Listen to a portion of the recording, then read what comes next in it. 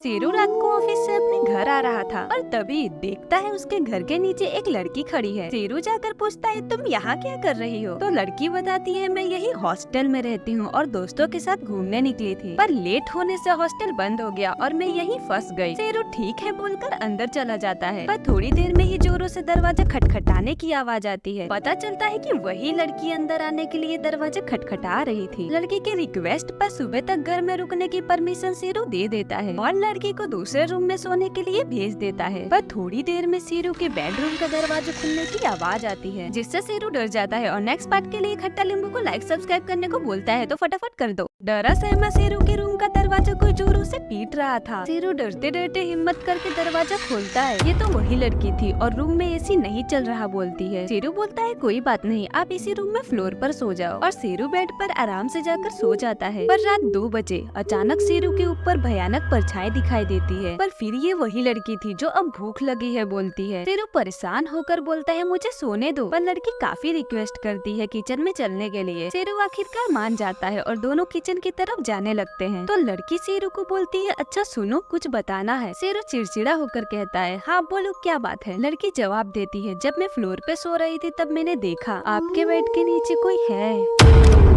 आखिर डॉक्टर शेरू के साथ ये क्या हो रहा है? डॉक्टर शेरू रात को सारे पेशेंट को चेक करने जाता है और चेकिंग के बाद वापस लौट रहा था, पर तभी शेरू एक पेशेंट रूम का दरवाजा खुला देखता है। शेरू सोचता है, बिना डिस्टर्ब किए दरवाजा बंद कर देता हूँ, पर अंदर जाते ही वो घबरा जाता है। देखता है एक बूढ़ी लेडी खिड़की के पास कूदने के लिए खड़ी है। शेरू उसे कूदने से रोकने के लिए काफी कुछ बोलता है, पर तभी बूढ़ी औरत एक तरफ उंगली से इशारा करती है, जहाँ देखने पर तो वही लेडी बेड पर लेटी हुई थी। डॉक्टर शेरू के चेक करने पर पता चलता है वो तो जिंदा ही नहीं है और खिड़की पर भी कोई नहीं था। वैसे वीडियो में कुछ फनी नोटिस किया तो मानना पड़ेगा आपके दिमाग को।